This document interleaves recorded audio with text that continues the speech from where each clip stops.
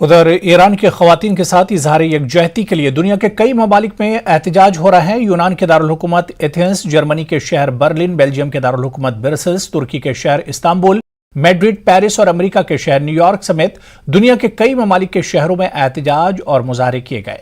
Iran में एहतजाज और मुजाहरों का आगाज 17 सितंबर को कुर्द खातून महिसा अमीनी के जनाजे के मौके पर हुआ था। तेहरान में अमीनी को 13 सितंबर को हिजाब के सख्त कवानीन को तोड़ने के इल्जाम में गिरफ्तार किया गया था। महिसा अमीनी के अहले खाना का इल्जाम है कि गिरफ्तारी के बाद अमीनी को पुलिस की गाड़ी में शदीद तशद्दुद का निशाना बनाया गया। इस दौरान इनके सर पर कई जख्म आए थे। पुलिस ने इल्जामात को मुस्तरद करते हुए कहा कि महिसा अमीनी की मौत अस्पताल ले जाने के बाद हुई क्योंकि इन्हें दिल का दौरा पड़ा था। दूसरी तरफ ईरानी हुकूमत के हामी मुजाहिरीन ने तेहरान में हुकूमत मुखालिफ मुजाहरों की मजम्मत करते हुए एहतजाज मुनज़्ज़म किया। तेहरान में जमा हुए हजारों की तादाद में मुजाहिरीन ने अमेरिका के खिलाफ नारे लगाए और अमरीकी और इजरायली परचम नजर आतिश किए। ईरान ने मुल्क गिर एहतजाज के लिए बैरूनी ताकतों को जिम्मेदार ठहराया है।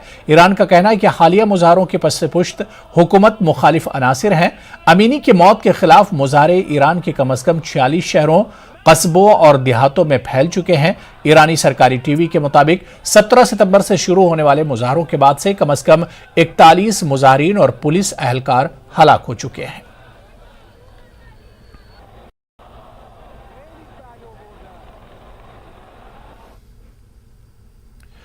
खबर बांग्लादेश से है, जहां कश्ती के डूबने के वाकये में 30 से ज्यादा अफराद हलाक हो गए हैं, जबकि 60 लोग लापता होने की खबर है।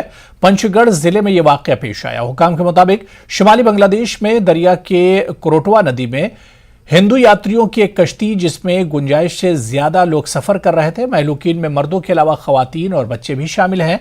बताया जाता है कि इस इलाके में मौजूद मंदिर में दुर्गा पूजा के मौके पर यात्री बड़ी तादाद में जमा होते हैं। डिस्ट्रिक्ट पुलिस के मुताबिक यात्रियों की कश्ती में सफर के मौके पर शदीद बारिश भी हो रही थी। मल्ला कश्ती का वजन कम करने के लिए कुछ लोगों को उतरने के लिए कहा था, लेकिन किसी ने उनकी बात नहीं सुनी। दीगर अफराद का पता लगाने के लिए हुकूमत की जानिब से राहतकारी काम जारी है।